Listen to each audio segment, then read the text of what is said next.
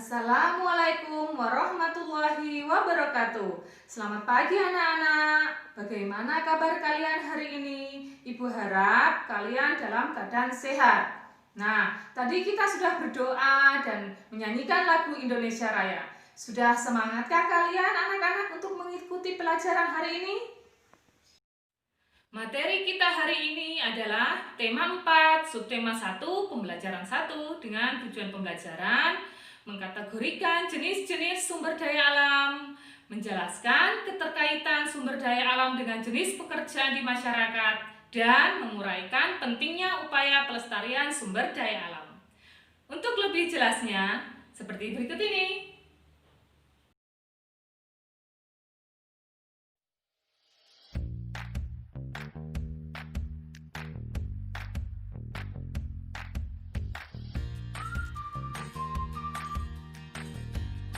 Anak-anak, tahukah kamu apa itu sumber daya alam?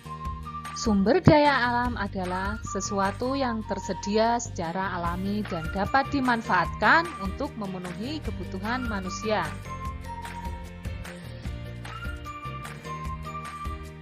Menurut jenisnya, sumber daya alam dibagi menjadi dua, yaitu sumber daya alam hayati dan sumber daya alam non-hayati.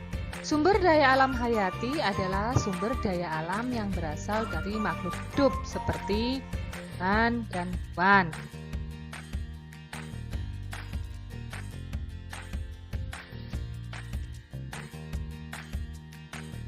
Sedangkan untuk sumber daya alam non-hayati adalah sumber daya alam yang bukan berasal dari makhluk hidup.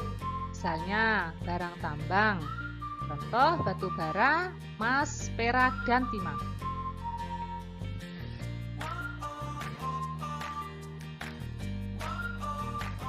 Berdasarkan sifatnya, sumber daya alam dibagi menjadi dua.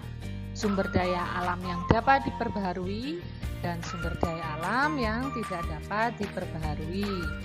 Sumber daya alam yang dapat diperbaharui adalah sumber daya yang tidak akan pernah habis seperti hewan, tumbuhan, udara, air, sinar matahari, dan mikroorganisme lainnya. Sedangkan untuk sumber daya alam yang tidak dapat diperbaharui adalah sumber daya yang terbatas jumlahnya dan dapat habis. Hal tersebut dikarenakan proses pembentukannya membutuhkan waktu yang lama, sehingga apabila digunakan terus-menerus akan habis. Contohnya, bahan-bahan galian atau barang tambang.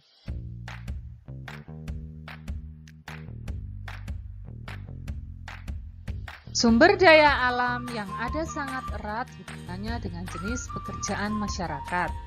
Sumber daya alam membantu meningkatkan kesejahteraan masyarakat di lingkungannya, baik dalam hal lapangan pekerjaan maupun pendapatan yang dihasilkan.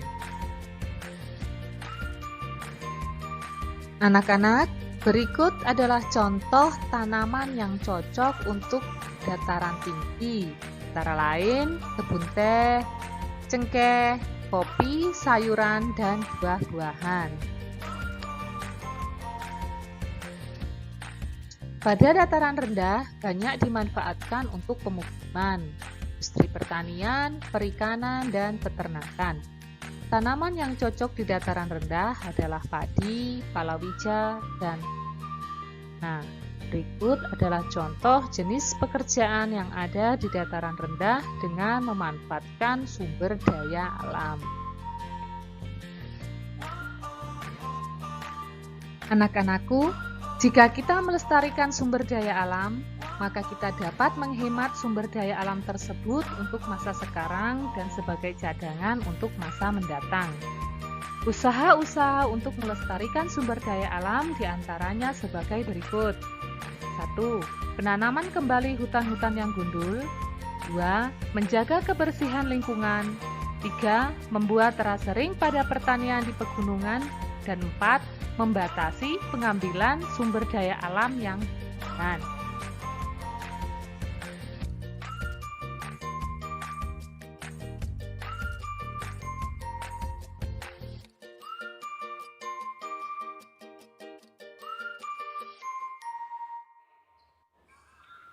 Apakah tahu tumbuhan apa yang ada pada gambar yang kemarin Bu Erna kirim lewat WhatsApp grupnya kalian? Gambar apa?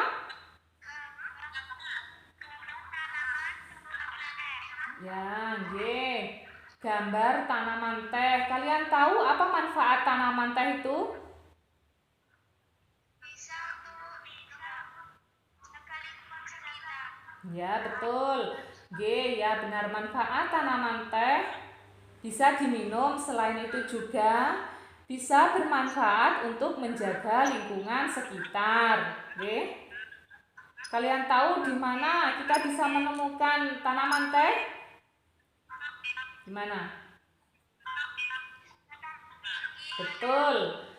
Tanaman teh bisa kita temukan pada dataran tinggi. Oke. Dataran tinggi. Dataran tinggi adalah daerah. Ada yang tahu dataran tinggi? Dataran tinggi adalah daerah dengan ketinggian antara berapa?